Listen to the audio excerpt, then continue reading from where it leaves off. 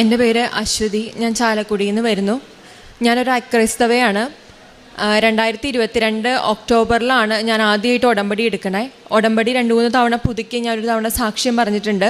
ഇത്തവണ സാക്ഷ്യം പറയാൻ നിൽക്കുന്നത് എൻ്റെ മോന് കിട്ടിയ ഒരു രോഗസൗഖ്യത്തെക്കുറിച്ച് പറയാൻ വേണ്ടിയിട്ടാണ്. ഈ കഴിഞ്ഞ 2024 ഓഗസ്റ്റ് മാസം 1-ാം തീയതി എൻ്റെ മോന് പെട്ടെന്നൊരു വൊമിറ്റിങ് വരികയും ശക്തമായിട്ടൊരു വയറുവേദന വരികയും ചെയ്തു. ആ സമയത്ത് ഇൻസിഡൻ്റായിട്ട് എൻ്റെ ഹസ്ബൻഡ് ആ സമയത്ത് തന്നെ മോനെ വീഡിയോ കോളിൽ വിളിക്കുകയും ഈ ഒമിറ്റ് ചെയ്തത് കാണുകയും ചെയ്തപ്പോൾ പെട്ടെന്ന് ജോലിക്ക് പോയിരുന്ന എന്നെ പെട്ടെന്ന് എമർജൻസി ആയിട്ട് വിളിച്ച് വരുത്തിയിട്ട് ഹോസ്പിറ്റലിൽ കൊണ്ടുപോകാൻ പറഞ്ഞു.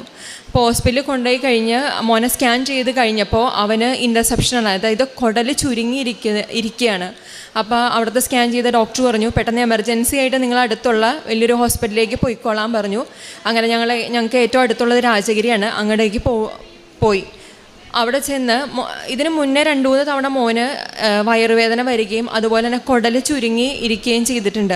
അതിൻ്റെ ഭാഗമായിട്ട് ആ കുടൽ ചുരുങ്ങിയിരിക്കുന്നത് ഒരു 10 മിനിറ്റ് നേരത്തെ ഒരു പ്രൊസീജിയറാണ്. അതൊന്ന് വലിച്ച് നിവർത്തിയിട്ടിട്ട് നമ്മൾ സാധാരണ നോർമൽ രീതിയിലേക്ക് തിരിച്ചു വിടും. സാധാരണ 5 വയസ്സിന് താഴെയുള്ള ഒരു കുഞ്ഞിന് ഈ ഇൻ്റർസെപ്ഷൻ വരുന്നത് 1-2 തവണയാണ്. പക്ഷെ മോനെ സംബന്ധിച്ചിടത്തോളം ഈ ഓഗസ്റ്റ് 1-ാം തീയതി വന്നത് അത് 4-ാമത്തെ തവണയാണ്. അപ്പം സാധാരണ 10 മിനിറ്റ് എടുക്കുന്ന പ്രൊസീജിയർ അവിടുത്തെ സാധാരണ സർജൻ ഡോക്ടർ വന്നു. ആൾക്ക് അത് റെഡ്യൂസ് വലിച്ചിടാൻ പറ്റണില്ല. അപ്പം എൻ്റെ അടുത്ത് പറഞ്ഞു നമുക്കത് വലിച്ചിടാൻ പറ്റണില്ല, നമുക്കതൊരു സർജറി ആയിട്ട് ചെയ്യേണ്ടി വരും എന്ന് പറഞ്ഞു. അപ്പം ഞാൻ മാതാവിനെ ഉടമ്പടിയിലല്ല ആ സമയത്ത്, ഉടമ്പടി പുതുക്കിയിട്ടില്ല ആ സമയത്ത്, പക്ഷെ ഞാൻ ശക്തമായിട്ട് പ്രാർത്ഥിച്ചുകൊണ്ടിരുന്നു. അപ്പം മെയിൻ ഡോക്ടർ വന്നിട്ട് മോൻ്റെ അത് വലിച്ചിടാൻ വേണ്ടി നോക്കിയപ്പം എന്തിതാ പറ്റണില്ല. അപ്പം എൻ്റെ അടുത്ത് ഡോക്ടർ പറഞ്ഞു നമുക്ക് നോക്കാം അശ്വതി, ശ്രമിച്ച് നോക്കാം എന്ന് പറഞ്ഞു. അങ്ങനെ 10 മിനിറ്റ് എടുക്കേണ്ട ആ പ്രൊസീജിയർ 1.5 മണിക്കൂർ എടുത്തിട്ടാണ് എൻ്റെ കുഞ്ഞിൻ്റെ കുടൽ നിവർത്തിയിട്ടത്. അപ്പോൾ എൻ്റെ അടുത്ത് മെയിൻ ഡോക്ടർ വന്നിട്ട് പറയാണ് അശ്വതി എനിക്ക് വലിച്ചിടുന്നതിൽ എന്തോ ഒരു തടസ്സം തോന്നുന്നുണ്ട്, അപ്പം നമുക്ക് എന്തായാലും നാളെ അതൊരു എൻഡോസ്കോപ്പി ചെയ്ത് നോക്കണം. അപ്പോൾ ഞാൻ സമ്മതിച്ചു. മോനെ പെട്ടെന്ന് ICUലേക്ക് ഷിഫ്റ്റ് ചെയ്തു. പിറ്റേ ദിവസം എൻഡോസ്കോപ്പി ചെയ്യാണ്. പിറ്റേ ദിവസം എൻഡോസ്കോപ്പി ചെയ്യാൻ മോനെ കയറ്റി. എൻഡോസ്കോപ്പി ചെയ്ത് കഴിഞ്ഞപ്പോൾ ഡോക്ടറിൻ്റെ അടുത്ത് പറയാണ് മോൻ്റെ കുടലിനുള്ളിൽ 5 സെൻറ്റിമീറ്റർ നീളമുള്ള ഒരു മുഴയുണ്ട്. ആ മുഴ കാരണം കൊണ്ട് അവന് ഭക്ഷണം കഴിക്കാനോ ഒന്നും പറ്റാതെ നമുക്ക് എത്രയും എമർജൻസി ആയിട്ട് അത് സർജറി ചെയ്യണം. അപ്പോൾ പെട്ടെന്ന് തന്നെ ഡോക്ടർ, ഹസ്ബൻഡ് പുറത്താണ്, യൂറോപ്പിലാണ്, ആളെ വിളിച്ച് കൺസേൺ മേടിക്കുകയാണ്. മോനെ അതേ സ്ട്രക്ചറിൽ കിടത്തിയണോ അതേ സ്ട്രക്ചറിൽ തന്നെ തിയേറ്ററിലേക്ക് കയറ്റാൻ വേണ്ടി പോകുമ്പോൾ എൻഡോസ്കോപ്പി എടുത്താൽ നമുക്കറിയാം എൻഡോസ്കോപ്പി എടുക്കുമ്പോൾ ഒരു ലീഷൻ നമ്മൾ ബയോപ്സിക്ക് അയക്കും. അപ്പോൾ പെട്ടെന്ന് അതിൽ ഓങ്കോളജിയിലൊരു ഡോക്ടർ ആ ലീഷൻ കാണാൻ ഇടയാവുകയും ആ ലീഷൻ കണ്ടപ്പോൾ എന്തോ ഒരു അപാകത തോന്നിയിട്ട് ഡോക്ടർ ഈ സർജൻ ഡോക്ടറെ അടുത്തേക്ക് പറയാണ് നമുക്കൊന്ന് ഹോൾഡ് ചെയ്യാം, ഇത് ആ ലീഷൻ കണ്ടിട്ട് സാധാരണ നോർമൽ ലീഷൻ പോലെ തോന്നണില്ല, നമുക്കൊന്ന് ഹോൾഡ് ചെയ്യാമെന്ന് പറഞ്ഞു. അപ്പം ഞങ്ങളും അതിനെ സമ്മതിച്ചു. മോൻ ICUലേക്ക് ഷിഫ്റ്റ് ചെയ്തു. അപ്പോൾ എനിക്ക് എന്ത് ചെയ്യണമെന്ന് അറിയാൻ പാടില്ല. ഈ ബയോപ്സിയിലൊരു വ്യത്യാസം വന്നെന്ന് പറയുമ്പോൾ തന്നെ നമുക്ക് ചിന്തിക്കാം. അപ്പം ഞാൻ ആ സമയത്ത് എനിക്ക് ഏറ്റവും ആദ്യം ഓർമ്മ വന്ന മാതാവിനെ. ഞാൻ പെട്ടെന്ന് കൃപാസനത്തിലെ നമ്പർ എടുത്ത് ഇങ്ങോട്ടേക്ക് വിളിച്ചു. ഞാൻ 2022 ഉടമ്പടി എടുത്തിട്ട് ഒരുപാട് തവണ കൃപാസനത്തിലേക്ക് വിളിച്ചിട്ടുണ്ട്, പക്ഷെ എൻ്റെ കോൾ അന്നൊന്നും എടുത്തിട്ടില്ല. പക്ഷെ അന്ന് എൻ്റെ കോൾ എടുത്തു. ഇവിടെ ആ കോൾ എടുത്തിട്ട് ആരാന്ന് എനിക്കറിയില്ല, പക്ഷെ എൻ്റെ അടുത്ത് പറഞ്ഞു മോള് വിഷമിക്കണ്ട, മോള് നാളെ വരുമ്പോൾ മോൻ്റെ ഒരു ഫോട്ടോയായിട്ട് വരിക, അച്ഛനെ കാണുക എന്ന് പറഞ്ഞ് സമാധാനിപ്പിച്ചാൽ പിറ്റേ ദിവസം ഒന്നും നോക്കിയില്ല, മോൻ ICUലാണ്. അവിടെ നിന്ന് തന്നെ ഞാൻ ഇങ്ങോട്ടേക്ക് വന്നു. ഇവിടെ നിന്ന് ഞാൻ ഈ പഠിക്കാൻ നിന്ന് പൊട്ടിക്കരഞ്ഞു. എനിക്ക് എന്ത് ചെയ്യണമെന്ന് അറിയാൻ പാടില്ല. എൻ്റെ കരച്ചിൽ കണ്ടിട്ടാണ് ഇവിടുത്തെ ഒരു ചേച്ചി എൻ്റെ അടുത്തേക്ക് വന്നിട്ട് എന്നെ കൊണ്ടുപോയി ഉടമ്പടി പുതുക്കി. ക്യാൻസർ പേഷ്യൻസിന് മുൻഗണന ഉള്ളതുകൊണ്ട് ഞാൻ അച്ഛനെ കണ്ടു. അച്ഛനെ മോൻ്റെ ഫോട്ടോ എടുത്ത് മാതാവിൻ്റെ അടുത്തും ഈശോയുടെ അടുത്തും വെച്ച് പ്രാർത്ഥിച്ചു. ഒരു കാശുരൂപം തന്നെ പറഞ്ഞു വിട്ടു. അത് കഴിഞ്ഞ് ഞാൻ തിരിച്ച് ഹോസ്പിറ്റലിലേക്ക് എത്തി. മോൻ്റെ കഴുത്തിലേക്ക് ആ കാശുരൂപം ഇട്ട് കൊടുത്തു. ഞാൻ ഇവിടെ നിന്ന് ഇറങ്ങിയപ്പോൾ തന്നെ, അതായത് ഉടമ്പടി പുതുക്കി ഞാൻ അച്ഛനെ കണ്ട് ഇവിടെ നിന്ന് ഇറങ്ങിയപ്പോൾ തന്നെ ഹസ്ബൻഡ് എന്നെ വിളിച്ച് പറഞ്ഞു ബയോപ്സിയുടെ റിസൾട്ട് വന്നു, മോന് ക്യാൻസറാണ്, ലിംഫോമ സ്റ്റേജ് 2 ആണ്. ഞാൻ ആ നിമിഷം മാതാവിനൊന്ന് തിരിഞ്ഞു നോക്കി അതേ കാറിൽ തന്നെ കയറി അങ്ങോട്ടേക്ക് പോയി. അന്ന് രാത്രി ഞാൻ ഞങ്ങൾക്ക് ഭക്ഷണം കഴിക്കാനില്ല, വെള്ളം ഇറക്കാതെ പോലും ജീവിക്കാൻ പറ്റുമെന്ന് അറിഞ്ഞ ദിവസങ്ങളന്ന്. ഹസ്ബൻഡും കരച്ചിൽ, ഞാനും കരച്ചിൽ, മോനെ നോക്കി കരച്ചിലും ബഹളവും ഇത് തന്നെ പ്രാർത്ഥന തന്നെ. അന്ന് രാത്രി ഞാൻ കിടന്നുറങ്ങിയപ്പോൾ ഏകദേശം കിടന്നുറങ്ങിയിട്ടില്ല, പ്രാർത്ഥന തന്നെയാണ്, ജപമാല ചൊല്ലിക്കൊണ്ടിരിക്കുകയാണ്. ഒരു 2:45-3 മണിയായി കഴിഞ്ഞപ്പോൾ എനിക്ക് അന്നെന്നില്ലാത്തൊരു ഈശ്വര സാമീപ്യം തോന്നുകയാണ്. എൻ്റെ മേത്തേക്കൊരു കുളിൽ കയറുന്ന പോലെ മാതാവ് എൻ്റെ അടുത്ത് നിന്ന് വന്നിട്ട് പറയാണ് മോള് വിഷമിക്കണ്ട. ആ സമയത്ത് 2:45-3 മണി സമയത്ത് എൻ്റെ മോൻ നന്നായിട്ട് കിടന്നുറങ്ങുകയാണ്. ആ സമയത്ത് എൻ്റെ മോൻ ചാടി എഴുന്നേറ്റിട്ട് അവൻ കണ്ട കാര്യം അവൻ പറയും. ഞാൻ ആ സമയത്ത് അതിന് മുമ്പ് അമ്മ എണീക്കുന്നതിന് മുമ്പ് ഞാൻ ഒരു നിഴൽ എൻ്റെ ചുറ്റും എനിക്ക് തോന്നുന്നുണ്ടായിരുന്നു. മേത്തേക്ക് ഒരു തണുപ്പ് എൻ്റെ മേത്തേക്ക് ഒരു ഫീലായിരുന്നു. അപ്പോൾ ഞാൻ കണ്ടത് ഒരു നിഴലായിരുന്നു, ഒരു നിഴൽ. വേറെ ഒന്നും ഞാൻ കണ്ടില്ല. അമ്മ വന്നു, നിൻ്റെ സാധനം ഞാൻ വയറ്റിലുള്ള ഇതെടുത്തുകൊണ്ട് പോയി എന്ന് പറഞ്ഞു. ഞാൻ കണ്ടത് മാത്രമായിരുന്നെങ്കിൽ അതൊരു ഇലൂഷനാന്ന് പറയായിരുന്നു. പക്ഷെ മോനും കണ്ട് അവൻ പെട്ടെന്ന് അത്രയും ഗാഢനിദ്രയിൽ കിടന്ന് എഴുന്നേറ്റിരുന്ന് പ്രാർത്ഥിച്ചിട്ട് എന്നോട് പറയാണ്, അമ്മയെ വിഷമിക്കേണ്ട, മാതാവ് എൻ്റെ അസുഖം കൊണ്ടുപോയിന്ന്. അപ്പം തന്നെ ഞാൻ ഹസ്ബൻഡിനെ വിളിച്ച് പറഞ്ഞു, ഇങ്ങനെ എനിക്കൊരു ഇതുണ്ടായി, ഞാൻ മാതാവിനെ കണ്ടു, മാതാവ് എന്നോട് ഇതുപോലെ പറഞ്ഞു എന്ന്. അപ്പം അതേസമയം ഹസ്ബൻഡ് പുറത്താണ്, യൂറോപ്പിലാണ്. അപ്പം ആ സമയത്ത് ആൾക്കുണ്ടായ കാര്യം ആൾ പറയും. എൻ്റെ പേര് നന്ദു എന്നാണ്. ഞാൻ യൂറോപ്പിലാണ് വർക്ക് ചെയ്യുന്നത്. അപ്പോൾ നമ്മുടെ ഇവിടുത്തെ സമയമായിട്ടൊരു 4.5 മണിക്കൂറിൻ്റെ വ്യത്യാസമുണ്ട് അവിടെ. അപ്പോൾ ഇവൾ ഈ സ്വപ്നമാണോ നേരിട്ട് കണ്ടതാണോ എന്നറിയാതെ ഇവളെ എന്നെ ആ സമയത്ത് വിളിച്ചായിരുന്നു. വിളിച്ചിരിക്കുന്ന സമയത്ത് ഞങ്ങൾക്ക് ആർക്കും ഉറക്കമില്ലാതിരിക്കുന്ന സമയത്ത് ഇവൾ വിളിച്ചിട്ട് പറഞ്ഞു, ചേട്ടാ ഞാൻ മാതാവിനെ കണ്ടു, മാതാവ് എൻ്റെ അടുത്ത് വന്നു എന്ന് പറഞ്ഞു. അപ്പോൾ ഞാൻ പറഞ്ഞു, മോളെ നല്ല കാര്യം, എന്തായാലും കുഞ്ഞിന് ഇതാവട്ടെ, അവൻ്റെ അസുഖം മാറട്ടെന്ന് പ്രാർത്ഥിക്കാമെന്ന് പറയുകയല്ല. ഇവൾ എന്നോട് സംസാരിച്ചുകൊണ്ടിരിക്കുമ്പോഴാണ് കുഞ്ഞ് ചാടി എണീക്കുന്ന ശബ്ദം ഞാൻ കേൾക്കുന്നതും അവൻ പറയുന്നത് കേൾക്കുന്നത്. എൻ്റെ അമ്മയെ എന്നെ രക്ഷിക്കണേ, എൻ്റെ മാതാവേ, അമ്മ മാതാവേ എന്നെ രക്ഷിക്കണേ, എൻ്റെ അസുഖം മാറ്റണേ എന്നെല്ലാം പ്രാർത്ഥിക്കുന്നത് ഞാൻ കേട്ടു. അത് കഴിഞ്ഞപ്പോൾ എനിക്കും ഒരു എന്താ പറയുക, ഒരു വിശ്വാസമാണോ വിശ്വാസമില്ലായ്മയാണോ എന്നല്ല, രണ്ടുപേർക്കും ഒരുപോലെ തോന്നിയെങ്കിൽ അപ്പോൾ ഞാൻ കൂടുതലായിട്ട് പ്രാർത്ഥിച്ചാൽ എന്താ മാതാവ് ഇങ്ങനെയൊക്കെ തോന്നൽ വരുന്നത്, എൻ്റെ കുഞ്ഞിന് ഒട്ടും വയ്യാത്ത ആക്കിയത് എന്തുകൊണ്ടാണെന്നൊക്കെ പറഞ്ഞ് ഞാനിങ്ങനെ ഓരോന്ന് പറഞ്ഞ് പ്രാർത്ഥിക്കാൻ തുടങ്ങി. സമാധാനം ഇല്ലാതെ വന്നപ്പോൾ ഞാൻ പുറത്തേക്ക് ഇറങ്ങിയിരുന്ന് പ്രാർത്ഥിക്കുകയാണ്. ഞാൻ നോക്കുമ്പോൾ ഞാൻ താമസിക്കുന്ന വില്ലയിലൊരു ബാൽക്കണിയുണ്ട്. ആ ബാൽക്കണിയിലിരുന്ന് ഞാൻ പ്രാർത്ഥിക്കുമ്പോൾ തെളിഞ്ഞ ആകാശമായിരുന്നു. ആകാശത്തേക്ക് നോക്കിയാണ് പ്രാർത്ഥിക്കുന്നത്. ആകാശത്തേക്ക് നോക്കി പ്രാർത്ഥിക്കുമ്പോൾ ഒരു കൂട്ടം മേഘശകലങ്ങൾ പതുക്കെ അടുത്തോട്ട് വരുന്ന പോലെ തോന്നി. അരികിലെത്തിയപ്പോൾ അതിൻ്റെ രൂപം മാറി. അതിൻ്റെ രൂപം മാതാവിൻ്റെ ഒരു രൂപം കൈകൊണ്ട് വന്നു. മാതാവിൻ്റെ രൂപത്തിൽ നിന്നപ്പോൾ തന്നെ എനിക്ക് എൻ്റെ ഭാര്യയ്ക്കുണ്ടായ ആദ്യ അനുഭവം തന്നെ മേലാകെ ഒരു കുളിര് കയറുന്ന പോലെ. ഞാൻ അതേ നിപ്പിൽ തന്നെ മുട്ടയെ കുത്തി ഞാൻ മാതാവിനോട് പറഞ്ഞു, എൻ്റെ മാതാവേ, എൻ്റെ കുഞ്ഞിനെ കാത്തോളണേ, നീ കണ്ട സങ്കടം, നീ അറിഞ്ഞ വിഷമം അത് ഞങ്ങൾക്ക് തരരുത്, ഞങ്ങളുടെ ആകെയുള്ള വെളിച്ചമാണ് അവനൊക്കെ എടുത്തരുത്, അവനെ കാത്തോളണേ എന്ന് പറഞ്ഞ് ഞാൻ എൻ്റെ ഭാര്യയെ വിളിച്ച് കാണിച്ചു. വീഡിയോ കോൾ എടുത്ത് കാണിക്കാനായിട്ട് നോക്കി, പക്ഷേ വീഡിയോയിലൊന്നും എനിക്കത് കിട്ടുന്നുണ്ടായിരുന്നില്ല. അത് കഴിഞ്ഞ് മാതാവിൻ്റെ രൂപം മാഞ്ഞു പോയിട്ട് അവിടെ വന്നത് യേശു അപ്പാടെ രൂപമാണ് വന്നത്. അപ്പോൾ കൂടുതൽ എനിക്ക് അറിയത്തില്ല എന്താ പറയേണ്ടത്, എങ്ങനെ പറയേണ്ടതെന്ന് അറിയത്തില്ല. എനിക്ക് മേലാകെ ഒരു വേറെയിലായിട്ടാണ് വന്നത്. അത് കഴിഞ്ഞ് ഞാൻ അവളോട് പറഞ്ഞു, മോൻ്റെ കാര്യത്തിൽ പേടിക്കണ്ട, 2 പേരാണ് വന്നത്, മാതാവും വന്നു, ഈശോയും വന്നു. പക്ഷെ ഞാൻ കണ്ട ആ രൂപത്തെ എനിക്ക് ആരോട് പറഞ്ഞാലും ആരും വിശ്വസിക്കില്ല. ഞാൻ അങ്ങനെ ഒരു രൂപം ഞാൻ കണ്ടിട്ടില്ല. ഞാൻ കപ്പേളകളിൽ കണ്ടിട്ടുള്ള മാതാവിൻ്റെ രൂപം അതല്ല, ഫോട്ടോകളിൽ കണ്ടിട്ടുള്ള മാതാവിൻ്റെ രൂപം അതല്ല, പള്ളികളിൽ കാണുന്ന പ്രതിമ രൂപങ്ങളും അതൊന്നുമല്ല. ഞാൻ ആദ്യമായിട്ട് അങ്ങനെ ഒരു രൂപം കാണുന്നത്. എനിക്കറിയില്ല, എനിക്ക് വരയ്ക്കാനൊന്നും അറിയില്ല. വരയ്ക്കാൻ അറിഞ്ഞിരുന്നെങ്കിൽ ഞാനത് വരച്ചു വെച്ചേനെ. എല്ലാം പറഞ്ഞ് സങ്കടപ്പെട്ട് എന്തായാലും മാതാവിൻ്റെ ഒരു അനുഗ്രഹം എന്തായാലും നമ്മുടെ കുഞ്ഞിനുണ്ടാവുമെന്ന് പറഞ്ഞ് ഞാൻ അവളോട് പറഞ്ഞ് ഫോൺ വെച്ചു. എനിക്ക് എത്രയും പെട്ടെന്ന് നാട്ടിലെത്തേണ്ട അവസ്ഥയാണ്. കാരണം എൻ്റെ കുഞ്ഞ് ആശുപത്രിയിൽ ICUയിൽ കിടക്കുകയാണ്. എൻ്റെ വിസയാണെങ്കിൽ റിന്യൂ ചെയ്യാൻ കൊടുത്തിട്ട് 3 മാസത്തോളമായിട്ട് റിന്യൂ ചെയ്ത് കിട്ടിയിട്ടില്ല. മാതാവിൻ്റെ കൃപയാൽ അത് 2 ദിവസത്തിനുള്ളിൽ, ഈ പ്രശ്നങ്ങളെല്ലാം നടക്കുമ്പോൾ 2 ദിവസത്തിനുള്ളിൽ എൻ്റെ വിസ റെഡിയാവുകയും വിസ റെഡിയായിട്ട് എനിക്ക് നാട്ടിലെത്തി ചേരാനും പറ്റി. എൻ്റെ കയ്യിൽ ശമ്പളമൊക്കെ തീർന്നിരിക്കുന്ന സമയമായിരുന്നു. എൻ്റെ കമ്പനി മുൻകൈ എടുത്ത് ടിക്കറ്റ് എല്ലാം എടുത്ത് തന്ന് എത്രയും പെട്ടെന്ന് എത്തിക്കാൻ പറ്റുമോ അത്രയും പെട്ടെന്ന് എൻ്റെ കുഞ്ഞിൻ്റെ അടുത്ത് എത്തി. ഞാനങ്ങനെ ഓഗസ്റ്റ് 9-ാം തീയതി ഇവിടെ വന്ന് രാജഗിരി ഹോസ്പിറ്റലിൽ എൻ്റെ മോൻ കിടക്കുന്ന റൂമിൽ വന്ന് അവിടെ ഇരിക്കുമ്പോൾ എൻ്റെ വൈഫ് ഇവിടെ വന്ന് പോയപ്പോൾ കിട്ടിയ ഇവിടുത്തെ കൃപാസനം പത്രം ഉണ്ടായിരുന്നു കയ്യിൽ. ആ പത്രത്തിൽ ഞാൻ ഏത് മാതാവിനെയാണോ ഏത് രൂപത്തിലാണോ കണ്ടത് ആ മാതാവിൻ്റെ ഫോട്ടോയാണ് ആദ്യത്തിലെ ഇതിൽ പ്രിൻ്റ് അടിച്ചു വന്നിരിക്കുന്നത്. അതെല്ലാവരെയും കാണിക്കാനായിട്ട് ഞാൻ ഇവിടെ കൊണ്ടുവന്നിട്ടുമുണ്ട്. ആഗസ്റ്റ് മാസത്തിലെ എഡിഷനാണ് ഇത്. ആഗസ്റ്റ് മാസത്തിലെ ഞാൻ കണ്ടതിന് മുന്നെയാണ് ഇത് പ്രിൻ്റ് ചെയ്ത് വന്നിരിക്കുന്നത്. ഞാൻ ഇവിടെ വന്നപ്പോൾ പറഞ്ഞു, ഇതാണ് ഞാൻ കണ്ട മാതാവ്, ഈ മാതാവിനെയാണ് ഞാൻ കണ്ടത്. ഇനി നമുക്ക് പേടിക്കണ്ട, നമ്മുടെ കുഞ്ഞിൻ്റെ കാര്യം മാതാവ് നോക്കിക്കോളും. എല്ലാം പറഞ്ഞ പോലെ തന്നെ 6 മാസം പറഞ്ഞ ട്രീറ്റ്മെൻറ്റ് 4 മാസം കൊണ്ട് എൻ്റെ കുഞ്ഞിന് അസുഖം ഭേദമാക്കി കൊടുത്തു. ബാക്കി എൻ്റെ ഭാര്യ പറയും. അതിനുശേഷം ഹസ്ബൻഡ് വന്നതിന് ശേഷം വന്നിട്ടുള്ള ആദ്യത്തെ ഉടമ്പടി ധ്യാനം 13-ാം തീയതി, ഓഗസ്റ്റ് 13-ാം തീയതി ചൊവ്വാഴ്ച നടന്ന ഉടമ്പടി ധ്യാനത്തിൽ രോഗസൗഖ്യ പ്രാർത്ഥനയിൽ അച്ഛൻ പറയുന്നുണ്ട്, ആദ്യത്തെ കാര്യം പറയണത് കാലിൽ വ്രണമായിട്ട് ഷൂ ഇടാൻ പറ്റാത്തൊരു വ്യക്തിയെ, അതികഠിനമായിട്ട് വേദന അനുഭവിക്കുന്ന ഒരു വ്യക്തിയെ ഈശോ സുഖപ്പെടുത്തിക്കൊണ്ടിരിക്കുകയെന്ന്. ആ ആദ്യത്തെ കാര്യം പറഞ്ഞത് എൻ്റെ ഹസ്ബൻഡാണ്. എൻ്റെ ഹസ്ബൻഡിൻ്റെ കാലിൻ്റെ 2 സൈഡിലും വ്രണം വന്ന് വീർത്തിട്ട് ഷൂ പോലും ഇടാൻ പറ്റാത്ത അവസ്ഥയിൽ കാല് അത്രത്തോളം വീർത്ത് കെട്ടിയിരിക്കുകയായിരുന്നു. പക്ഷേ ആ ഒരു ഇത് പറഞ്ഞതിന് ശേഷം എൻ്റെ ഹസ്ബൻഡിൻ്റെ കാലിന് യാതൊരു പ്രശ്നങ്ങളും ഉണ്ടായിട്ടില്ല. അതിൻ്റെ തൊട്ട് പിന്നാലെ തന്നെ അച്ഛൻ പറഞ്ഞു, എൻ്റെ കുടലിന് ഉള്ളിൽ ഒരു ജംഗ്ഷൻ പോലുള്ള സ്ഥലത്ത് നിങ്ങൾക്ക് അതിനെ ക്യാൻസർ എന്നോ എന്ത് വേണമെങ്കിലും വിളിക്കാം, അതിനെയും ഈശോ സുഖപ്പെടുത്തിക്കൊണ്ടിരിക്കുകയെന്ന്. ആ പറഞ്ഞ വ്യക്തി എൻ്റെ കുഞ്ഞു തന്നെയാണെന്ന് ഞാൻ വിശ്വസിക്കുന്നു. അവനെയും ഈശോ സുഖപ്പെടുത്തി.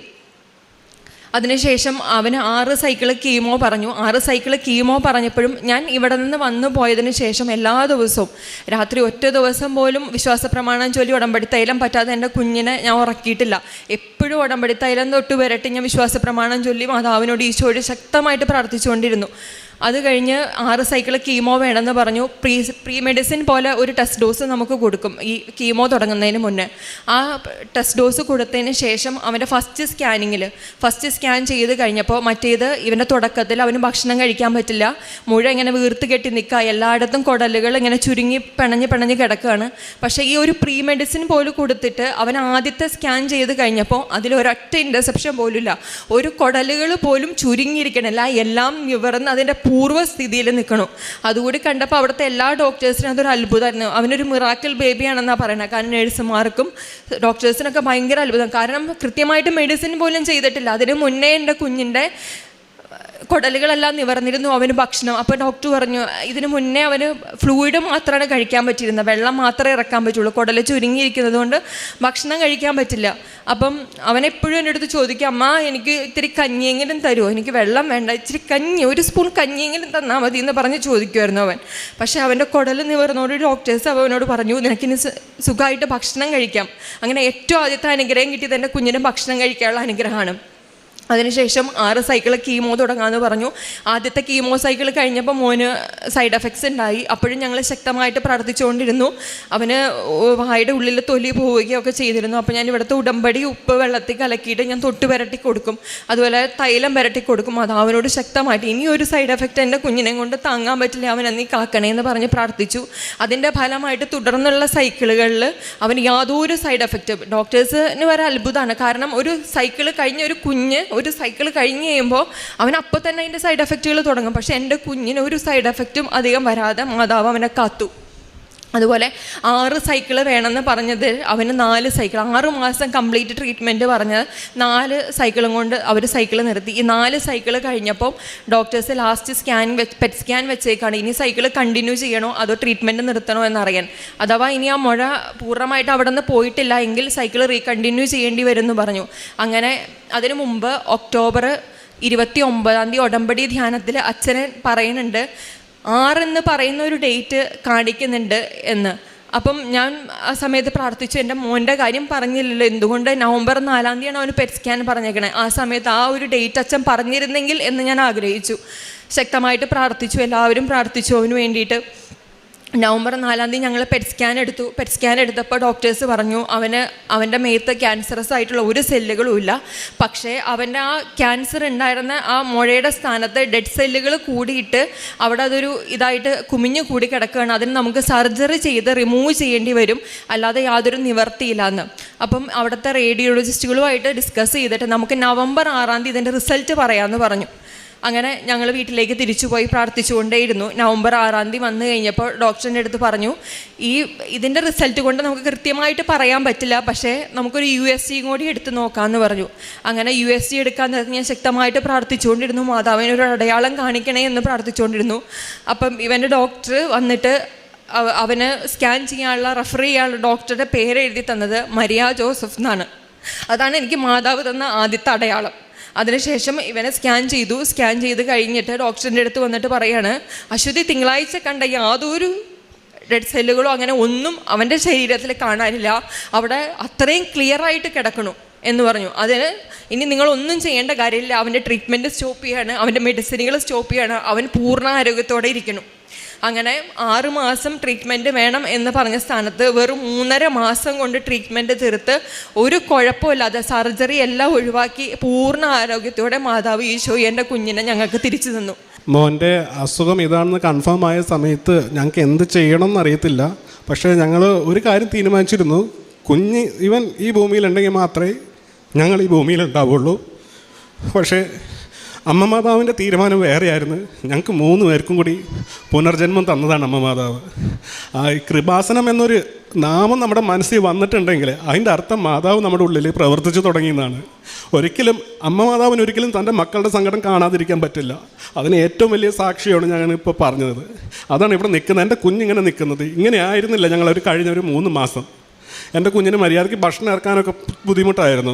ഇവൻ എന്നെ വീഡിയോ കോളിൽ വിളിച്ചിട്ട് പറയും, അച്ചാച്ച എനിക്ക് ഒരു തുള്ളി വെള്ളം പോലും മര്യാദയ്ക്ക് കഴിക്കാൻ പറ്റുന്നില്ല എന്ന് പറയുമ്പോൾ ചങ്ക് പൊട്ടിക്കൊണ്ട് അവിടെ ഇരുന്നു വരുന്നത്. അപ്പോഴും ഞങ്ങൾ മാതാവിനോട് പ്രാർത്ഥിക്കുള്ളൂ, മാതാവേ തരികയാണെങ്കിൽ നല്ല ആരോഗ്യത്തോടെ എൻ്റെ കുഞ്ഞിനെ വേദനിപ്പിക്കാതെ തരണം, അല്ലെങ്കിൽ ഞങ്ങൾ 3 പേരെയും മാതാവിൻ്റെ അടുത്തേക്ക് കൊണ്ടുപോയി. ഞങ്ങൾക്ക് ഒരു സങ്കടവുമില്ല, ഒരു പരാതിയില്ല, ഒരു പരിഭവമില്ല. പക്ഷേ ഇത്രയും ഞങ്ങളുടെ ജീവിതത്തിൽ ഇത്രയും ബുദ്ധിമുട്ടുകൾ ഉണ്ടായപ്പോൾ പോലും അതെല്ലാം മാറ്റാനായിട്ട് മാതാവ് കൈവച്ച പോലെ ഒരു കാര്യത്തിലും വേറെ ആരും ഞങ്ങളെ സഹായിച്ചിട്ടില്ല. എല്ലാ കാര്യങ്ങളും അവൻ്റെ ചികിത്സയുടെ ചിലവിലാണെങ്കിലും അവൻ്റെ ചികിത്സയ്ക്ക് വന്ന ഡോക്ടർമാരുടെ സപ്പോർട്ടാണെങ്കിലും നേഴ്സുമാരുടെ സപ്പോർട്ടാണെങ്കിലും എല്ലാം സമയബന്ധിതമായിട്ട് എല്ലാം കറക്റ്റായിട്ട് വന്നു ചേർന്നു. എല്ലാം മാതാവിൻ്റെ അനുഗ്രഹമാണ്. കൂടെ എൻ്റെ മാതാവിൻ്റെ ഈശോയുടെ അനുഗ്രഹം കൂടി ചേർന്നിട്ടാണ്. കൂടുതൽ വാക്കുകൾ കിട്ടുന്നില്ല പറയാനായിട്ട്. ഞാൻ വൈഫിൻ്റെ കൊടുക്കും. അങ്ങനെ പെട്ടെന്നായിരുന്നു ഇവൻ്റെ റിക്കവറി. ഇവൻ ഈ കാണുന്ന കോലത്തിലൊന്നും ആയിരുന്നില്ല. വളരെ പെട്ടെന്ന് മുടികളൊക്കെ വന്ന് അതിലും ഉഷാറായിട്ട്, പഴയതിലും ഉഷാറായിട്ട് മോൻ പെട്ടെന്ന് തന്നെ റിക്കവറായിട്ട് കയറി വന്നു. അതാണ് എൻ്റെ ഒന്നാമത്തെ സാക്ഷ്യം. ഇവൻ്റെ ലാസ്റ്റ് കീമോൻ്റെ സൈക്കിളിൻ്റെ സമയത്തും എൻ്റെ അമ്മയ്ക്ക് ഹാർട്ട് ബീറ്റ് കുറഞ്ഞിട്ട് പെട്ടെന്ന് എമർജൻസി ആയിട്ട് ICUവിലായി. ആ സമയത്ത് അമ്മേനെ എക്കോ ചെയ്തപ്പം അതിൽ പറഞ്ഞു അതിൽ കംപ്ലയിൻറ്റ്സ് കാണിക്കുന്നുണ്ട്, നമുക്കത് ഡീറ്റെയിൽ ആയിട്ട് ചെക്കപ്പ് ചെയ്യണം എന്ന് പറഞ്ഞ് അപ്പം തന്നെ അമ്മേനെ ICUവിലേക്ക് ഷിഫ്റ്റ് ചെയ്യുകയാണ് ചെയ്തത്. അപ്പം ഒരു വീട്ടിൽ തന്നെ 2 പേര് ഹോസ്പിറ്റലൈസ് ആയിട്ടുള്ള അവസ്ഥ നമുക്ക് ആലോചിക്കാം. ഒരാൾ എൻ്റെ മോൻ കീമോ സൈക്കിളിന് വേണ്ടിയിട്ട് അവിടെ കിടക്കണു, അമ്മ ICUവിൽ കിടക്കുന്നു. എനിക്ക് എന്ത് ചെയ്യണം എന്നറിയില്ല. പ്രാർത്ഥന മാത്രം, മാതാവ് മാത്രമേ ഉള്ളൂ. അപ്പം നമ്മൾ ശരിക്കും പറയും നമ്മുടെ ഉടമ്പടി കാശ് രൂപം നമ്മൾ ആർക്കും കൈമാറരുതെന്ന് അച്ഛൻ എപ്പോഴും പറയും. പക്ഷേ എൻ്റെ നിവർത്തികേടും കൊണ്ട് എനിക്ക് എൻ്റെ അമ്മയ്ക്ക് കൂട്ടുകൊടുക്കാൻ പാകത്തിന് എൻ്റെ മാതാവ് മാത്രമേ ഉണ്ടായിരുന്നുള്ളൂ. എൻ്റെ മാതാവ് അടങ്ങിയ കാശ് രൂപമുള്ള ആ ജപമാല ഞാൻ അമ്മയ്ക്ക് കൊടുത്തിട്ട് അമ്മേനെ അവിടെ കിടത്തി. പക്ഷേ 2 ദിവസം കഴിഞ്ഞ് എക്കോ ചെയ്തപ്പോൾ അന്ന് ഡോക്ടർമാർക്ക് അത്ഭുതം അറിഞ്ഞെങ്കിൽ അവർക്ക് എന്തെങ്കിലും കംപ്ലയിൻറ്റ്സ് പറ്റിപ്പോയതാണോ എന്താണോന്ന് അറിയില്ല. അന്ന് എക്കോയിൽ കണ്ട യാതൊരു കംപ്ലയിൻറ്റ്സും എൻ്റെ അമ്മയ്ക്ക് പിന്നത്തെ എക്കോയിലില്ല. പൂർണ്ണമായിട്ടും അത് ക്ലിയറായി. എൻ്റെ അമ്മ പെട്ടെന്ന് തന്നെ ICUന്ന് മാറി. അമ്മയുടെ ഹാർട്ട് ബീറ്റൊക്കെ നോർമൽ ആവുകയും ചെയ്തു. ഇത്രയും അനുഗ്രഹങ്ങൾ നേടിത്തന്ന ഈശോയ്ക്കും മാതാവിനും കോടാനുകൂടി നന്ദി പറയുന്നു.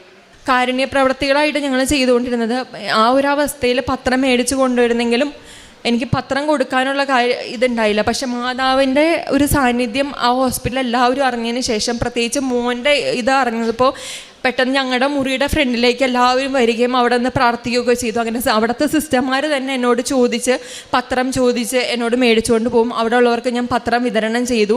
പിന്നെ ഞങ്ങളുടെ വീടിൻ്റെ അടുത്തൊരു ഓൾഡ് ഏജ് ഹോം ഉണ്ട്, അമ്മമാരുള്ള സ്ഥലമുണ്ട്. അവിടെ ഞാൻ പൈസ അയച്ച് ഞങ്ങൾക്ക് പോകാൻ പറ്റില്ല, മോനെ ഇട്ടിട്ട് ഞങ്ങൾക്ക് എങ്ങോട്ടും പോകാൻ പറ്റില്ല. അപ്പം അവിടെ പൈസ അയച്ചു കൊടുത്തിട്ട് അമ്മമാർക്ക് ആവശ്യമുള്ളത് എന്താണെന്ന് ചോദിച്ചാൽ എല്ലാ പ്രാവശ്യവും മേടിച്ചു കൊടുക്കാൻ പറയാറുണ്ട്. പിന്നെ പത്രം കൊടുക്കാൻ എല്ലാവരുടെയും മുമ്പിൽ എനിക്കൊരു മടിയായിരുന്നു. എന്നെ എങ്ങനെ കാണും ആൾക്കാർ, ഞാൻ പത്രം കൊടുക്കുമ്പോൾ അവരെന്നെക്കുറിച്ച് എന്നെ വിചാരിക്കും എന്നൊരു ഇത് എനിക്കുണ്ടായിരുന്നു. പക്ഷേ ഞാൻ ബസ് സ്റ്റോപ്പുകളിലും മോൻ്റെ ഈ കീമോ കഴിഞ്ഞതിന് ശേഷം എല്ലാ ബസ് സ്റ്റാൻഡുകളിലും പോയി എൻ്റെ മോൻ ഇന്ന അസുഖമാണ്, അവന് ഇന്ന അനുഗ്രഹം കിട്ടിയെന്ന് ഓരോരുത്തരോടും പറഞ്ഞ് ഞാൻ പത്രം കൊടുത്തു എന്നുള്ളതാണ്. എല്ലാ പത്രങ്ങളും ഞാൻ കൊടുത്തു തീർത്തു. അങ്ങനെ പത്രം കൊടുക്കാനുള്ള മടി എനിക്ക് മാറിക്കിട്ടി. പിന്നെ മരുന്നിനോ എന്തെങ്കിലും ആൾക്കാർ നമ്മളോട് ഒതുങ്ങുന്ന സഹായം ചോദിച്ച് ഞങ്ങൾ സഹായിക്കാറുണ്ട്. ഇത്രയും അനുഗ്രഹങ്ങൾ തന്ന ഈശോയ്ക്കും മാതാവിനും കോടാനും കൂടി നന്ദി പറഞ്ഞ് ഞങ്ങളുടെ ജീവിതം തിരിച്ചു തന്നത് മാതാവ് തന്നെയാണ്. യെശയ്യാ 41:10 ഭയപ്പെടേണ്ട, ഞാൻ നിന്നോട് കൂടെയുണ്ട്. സംഭ്രമിക്കേണ്ട, ഞാനാണ് നിൻ്റെ ദൈവം. ഞാൻ നിന്നെ ശക്തിപ്പെടുത്തുകയും സഹായിക്കുകയും ചെയ്യും. എൻ്റെ വിജയകരമായ വലതുകരം കൊണ്ട് ഞാൻ നിന്നെ താങ്ങി നിർത്തും. അശ്വതി നന്നു എന്ന ഈ സഹോദരിയും ജീവിത പങ്കാളിയും മകനും കുടുംബത്തിന് ലഭിച്ച വലിയ ഒരു ദൈവാനുഭവത്തെ പരിശുദ്ധ കൃപാസന മാതാവിൻ്റെ പ്രത്യക്ഷീകരണ അൾത്താരയിൽ സാക്ഷ്യപ്പെടുത്തുകയാണ്. വളരെ നല്ല നിലയിൽ പോയിരുന്ന ഒരു കുടുംബം, സമാധാനത്തിലും സന്തോഷത്തിലും പോയിരുന്നൊരു കുടുംബത്തിൽ അവിചാരിതമായി വന്നെത്തിയ മകൻ്റെ രോഗവും ആ രോഗത്തിൻ്റെ നാളുകളിൽ കൃപാസന മാതാവിൻ്റെ സംരക്ഷണയിൽ നടത്തിയ പ്രാർത്ഥനയുടെയും തീവ്രമായ വിശ്വാസത്തിൻ്റെയും വിശ്വസ്തതയുള്ള ഉടമ്പടി ജീവിതത്തിൻ്റെയും സാക്ഷ്യമാണ് മകൻ്റെ സൗഖ്യമെന്ന് ഈ അൾത്താരയിൽ സാക്ഷ്യപ്പെടുത്തുന്നുണ്ട്. കൃപാസനത്തെപ്പറ്റി അശ്വതിക്ക് അറിവുണ്ട്. അതുകൊണ്ട് തന്നെ മകന് രോഗം വന്ന നാളിൽ ആ വിളിക്കുമ്പോൾ തന്നെ ഇങ്ങോട്ട് പോരും, അമ്മൻ്റെ ഫോട്ടോയുമായി വരൂ എന്ന നിർദ്ദേശം കേട്ട് അമ്മ മാതാവിൻ്റെ അരികിലെത്തി ഉടമ്പടി പുതുക്കി അച്ഛനെ അന്ന് കാണുകയും അച്ഛൻ അമ്മ മാതാവിനും തിരുക്കുമാരനും മകനെ സമർപ്പിച്ചുകൊണ്ട് ശൈത്യഭൂഷി പ്രത്യേകമാവിധം പ്രാർത്ഥിച്ച് അയക്കുന്നുണ്ട്. മകൾ പറയുന്ന ഒരു വാചകം, ഇവിടുന്ന് തിരികെ പുറത്തേക്ക് നടക്കുമ്പോഴാണ് അറിയുന്നത് മകന് ക്യാൻസറാണെന്ന്. എന്നിട്ട് പിന്നീട് വാക്കുകളൊന്നുമില്ല, മാതാവിനെ ഞാനൊന്ന് നോക്കി. ആ നോട്ടം ഏൽപ്പിച്ചു കൊടുക്കലാണ്. എനിക്കിനി മുന്നോട്ട് ചുവട് വയ്ക്കുവാനില്ല, എനിക്ക് പ്രാപ്തിയുള്ളതൊന്നുമില്ല, ഞങ്ങൾ മുഴുവനായി തകരുന്നു, മാതാവ് മകനെ നോക്കണമേ എന്നൊരു നോട്ടം മാതാവിൻ്റെ കണ്ണുകളിലേക്ക് കൊടുത്തിട്ടാണ് മകൾ ഇവിടുന്ന് തിരികെ പോകുന്നത്. പിന്നെ ചികിത്സയുടെ ഓരോ അവസരത്തിലും ലഭിക്കുന്ന സവിശേഷമായ സംരക്ഷണത്തെയാണ് സാക്ഷ്യപ്പെടുത്തുന്നത്. കുടൽ പലതവണ നിവർത്തിയിട്ടുകൊണ്ടിരുന്ന കുഞ്ഞാണ്. അത്രയും ഇടേണ്ട ആവശ്യം ആ പ്രായത്തിലില്ല. എങ്കിലും ആ അവസാനം വിടുമ്പോൾ ഡോക്ടർ പറയുന്നുണ്ട്, ഇതിനകത്ത് ഒരു തടിപ്പ് കാണുന്നു, അത് പ്രശ്നമുള്ള കാര്യമാണ്. അങ്ങനെയാണ് അത് ക്യാൻസറിൻ്റെ ഡയഗ്നോസിസിലേക്കും ഗുരുതരമായ അവസ്ഥകളിലേക്കുമൊക്കെ കുഞ്ഞ് മാറുന്നത്. പ്രത്യേകത, പരിശുദ്ധമ്മയുടെ അനുഭവം ഓരോ നിമിഷവും കുടുംബത്തിലുണ്ടായിരുന്നു. രാത്രി 2:30-3 മണി ആകുമ്പോൾ ആദ്യം സഹോദരി ഒരു ദർശനം പോലെ ശരീരം മുഴുവനും തണുക്കുന്നതും ഒപ്പം മാതാവ് വിഷമിക്കേണ്ട എന്ന് പറഞ്ഞ് ആശ്വസിപ്പിക്കുന്നതും കേൾക്കുന്നു. അതേസമയം കുഞ്ഞ് ഉറങ്ങിക്കിടക്കുന്ന കുഞ്ഞ് കട്ടിലിൽ വല്ലാതെ കൈകാലിട്ടടച്ച് സൗഖ്യപ്പെടുത്തുന്ന പ്രാർത്ഥനകൾ ചൊല്ലുന്നു. സൗഖ്യപ്പെടുത്തണമെന്ന് മാതാവിനെ കണ്ടുകൊണ്ട് ചൊല്ലുന്നു. അത് ഫോണിലൂടെ സംസാരിച്ച് നന്ദു കേട്ടുകൊണ്ടിരിക്കുന്നു. ഏതാണ്ട് ഒരല്പസമയം കൂടി കഴിയുമ്പോൾ വളരെ പ്രകാശമാനമായ ആകാശം കാർമേഘം വരികയും അവിടെ മാതാവിൻ്റെ രൂപം പ്രത്യക്ഷപ്പെട്ടുകൊണ്ട് അത് നന്ദുവിന് ഒരു വല്ലാത്ത ഒരനുഭവവും ശരീരം മുഴുവനും കുളിരും നൽകുന്നത് സാക്ഷ്യപ്പെടുത്തുന്നു. 3 പേരും ഒരേ ദിവസം അല്പാൽപ സമയ വ്യത്യാസത്തിൽ പരിശുദ്ധമ്മയുടെ സാന്നിധ്യം ദർശനം അനുഭവിക്കുന്നതാണ് പങ്കുവയ്ക്കുന്നത്. അതാണ് ശരിക്കും അവരെ ആത്മഹത്യയിലേക്ക് ജീവിതമിങ്ങനെ തള്ളിക്കൊണ്ടിരുന്ന ഒരു കുടുംബത്തെ ഉറപ്പിച്ചു നിർത്തുവാനും വിശ്വാസത്തോടെ പ്രാർത്ഥിക്കുവാനും സഹായിക്കുന്നത്. പിന്നീട് അവർ പറയുന്നുണ്ട്, 6 കീമോയാണ് ആവശ്യപ്പെട്ടത്, 6 സെറ്റ് കീമോ. എന്നാൽ ആ കീമോ തുടങ്ങുന്നതിന് മുമ്പ് പ്രീ മെഡിക്കേഷൻ ഭാഗമായി കുഞ്ഞിന് അതിൻ്റെ ആദ്യ കാര്യങ്ങൾ ചെയ്യുമ്പോൾ തന്നെ ഡോക്ടർമാർ പറയുന്നു കുടലും മുഴുവനും നിവർന്നിരിക്കുന്നുവെന്ന്. അതാണ് ആദ്യത്തെ അമ്മ മാതാവിലൂടെ ലഭിച്ച സൗഖ്യാനുഭവം. ഡോക്ടർമാർ പോലും മിറക്കിൾ ബേബി എന്ന് കുഞ്ഞിനെ വിളിക്കുന്നു. ജീവിതം എല്ലാം അവസാനിക്കുന്നുവെന്ന് കരുതുമ്പോൾ, രോഗത്തിന് സൗഖ്യമില്ല എന്ന് നമ്മൾ തിരിച്ചറിയുമ്പോൾ, ജീവിതത്തിൻ്റെ ആകാശം മുഴുവനും കറുത്തിരുണ്ടുവെന്ന് നമ്മൾ തന്നെ സങ്കടപ്പെടുമ്പോൾ വിളിച്ചു പ്രാർത്ഥിക്കുവാൻ ഒരമ്മയുണ്ട് എന്നതാണ് കൃപാസനത്തിൻ്റെ പ്രത്യേകത. അമ്മയുടെ പ്രത്യക്ഷീകരണം ലോകത്തിൽ ഓരോ ദിനവും സത്യമെന്ന് അടയാളപ്പെടുത്തുന്നത് അത്ഭുതകരമായ സാക്ഷ്യങ്ങളിലൂടെയാണ്. അത് മുഴുവൻ ജീവിതവും ഇരുളിലേക്ക് പോകുമ്പോൾ ആ വേദനയുടെയും ദുരിതത്തിൻ്റെയും ജീവിതങ്ങളിലേക്ക് പുതിയ പ്രകാശവും പുതിയ പ്രതീക്ഷയും കൊടുത്ത് അമ്മ മാതാവ് ഇടപെടുന്നുവെന്ന് മക്കൾ ഓരോ നിമിഷവും അവരുടെ വാക്കുകളിലൂടെ ആവർത്തിക്കുന്നത് അൾത്താരയിൽ നമ്മൾ കേട്ടു. ആദ്യത്തെ കീമോ കഴിയുമ്പോൾ കുഞ്ഞിന് ശാരീരിക അസ്വസ്ഥത വരുന്നു. അപ്പോൾ ഉടമ്പടി ഉപ്പും ഉടമ്പടി തൈലവും ഉടമ്പടി തേനും കൊടുത്തുകൊണ്ട് കുഞ്ഞിൻ്റെ ആ അസ്വസ്ഥതകൾ മാറുന്നതിന് വേണ്ടി 2 പേരും ചേർന്ന് പ്രാർത്ഥിക്കുന്നു. എന്നാൽ പിന്നീട് 4 സൈക്കിൾ പൂർത്തിയാകുമ്പോൾ കുഞ്ഞ് യാതൊരു പ്രയാസവുമില്ലാതെ, എന്നാൽ ആശുപത്രിയിലുള്ള എല്ലാവർക്കും അത്ഭുതപ്പെടുന്ന വിധത്തിൽ സാധാരണ പോലെ കുഞ്ഞിൻ്റെ ആ ശാരീരിക അവശതകളെ മുഴുവനും എടുത്തു മാറ്റി സാധാരണ ആരോഗ്യാവസ്ഥയിലേക്ക് അമ്മ മാതാവും ഈശോയും കൊണ്ടുവന്നതാണ് അവർ സാക്ഷ്യപ്പെടുത്തുന്നത്. വിദേശത്തുള്ള സഹോദരൻ കേവലം 3 ദിവസം കൊണ്ട് വിസ റിന്യൂ ചെയ്ത് നാട്ടിലെത്തുവാൻ സമയച്ചുരുക്കത്തിൻ്റെ അമ്മ സഹായിക്കുന്നു. അധികം പണമൊന്നും കയ്യിലില്ലാതിരുന്ന നാളുകളിൽ കമ്പനി തന്നെ ആ പണം മുഴുവനും ഓഫർ ചെയ്ത് നൽകിക്കൊണ്ട് ആ ചികിത്സ തുടരുവാനും നാട്ടിലെത്തുവാനുമുള്ള സഹായങ്ങൾ ചെയ്തു കൊടുക്കുന്നു.